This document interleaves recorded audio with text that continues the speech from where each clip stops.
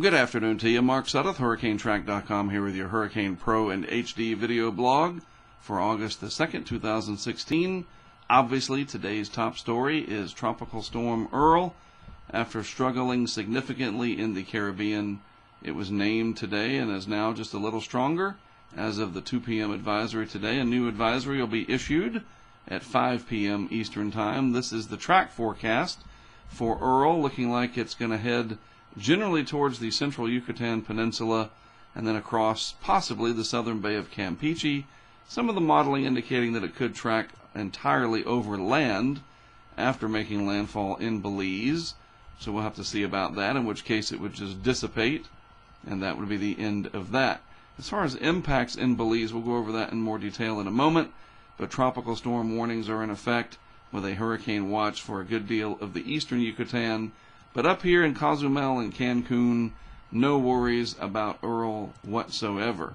Looking at satellite animation, I tell you, this is a disorganized system. Looks very much like a lot of blobs circulating around. I don't see any spiral banding to speak of. Very disorganized. And that is reflected as well in the vorticity signature from the University of Wisconsin site. When you see these pieces of energy kind of spread out like this, it's not a good thing. It's not healthy for a tropical system to be that. And in the case of Earl here, that is definitely par for the course, because it has basically been struggling the entire time as it has tracked across the eastern Caribbean here and into the vicinity where it's located. Just simply moving too fast, and other conditions maybe that we're just not aware of not contributing to its development at the moment, at least not significantly. Wind shear, that's also increased just a little bit in and around where the tropical storm is located. A little less perhaps as you get toward Yucatan and Belize, but overall the environment is not ideal for strengthening, and that is reflected pretty nicely in the guidance, which we'll look at in a moment.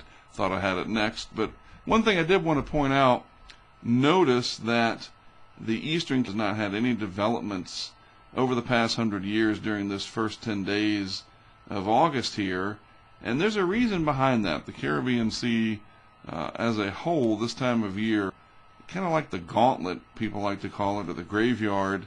If systems that come off Africa have not developed by the time they reach the Caribbean Sea, they usually don't. And only 3 times now, Earl makes 4, during this first 10 days of August, have we had development in the Caribbean Sea in its entirety. So that's pretty amazing if you think about it. Especially considering there's a lot of upper ocean heat content available for Earl to tap into. Right now, Earl located in this area roughly, and it's headed generally towards Belize over here, crossing fairly high ocean heat content values. But again, the general disorganization of it, the fast movement, not really in its favor for strengthening, and that is reflected in the overall guidance, which most of it is fairly low. Some of the guidance a little bit more aggressive, but overall, we think about it's going to make landfall, let's call it somewhere between 48 and 60 hours here. Maybe hurricane strength possible. This inner core of the system, that the satellite animation that I showed you, that's going to have to get a lot better organized. So basically, if it doesn't, you're looking at tropical storm conditions, heavy rainfall and squalls, some onshore flow, large waves, but this is not a serious problem for the Yucatan outside of the potential for heavy rain, and that always seems to be a problem, doesn't it? But we're not looking at a hurricane threat here, at least not yet. Don't want to downplay it, but I also don't want to make it more than it is. People in Belize know how to react to these things, I think, pretty well, and this shouldn't be any different. You have a lot of great tools inside the apps here, Hurricane Pro and HD, and I encourage you to take advantage of those, not to mention the fact that the tracking maps get updated very often, of course, when the information comes out. That's as often as it can be, right? But 2 p.m. and 5 p.m. Eastern Time, 8 p.m. and 11 p.m. Eastern Time are typically when the updates get into the Hurricane Center's database, intermediate advisories at the 2 and 8 time periods, and then your full advisory packages at 5 and 11, both AM and PM, and all of that goes right into the app, so be sure to tap into that and take advantage of it.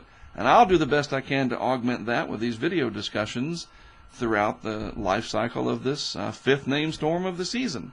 All right, have a great rest of your Tuesday afternoon. Again, I'm Mark Sudduth for HurricaneTrack.com. And, of course, for Hurricane Pro and HD, I'll be back with you again with more tomorrow.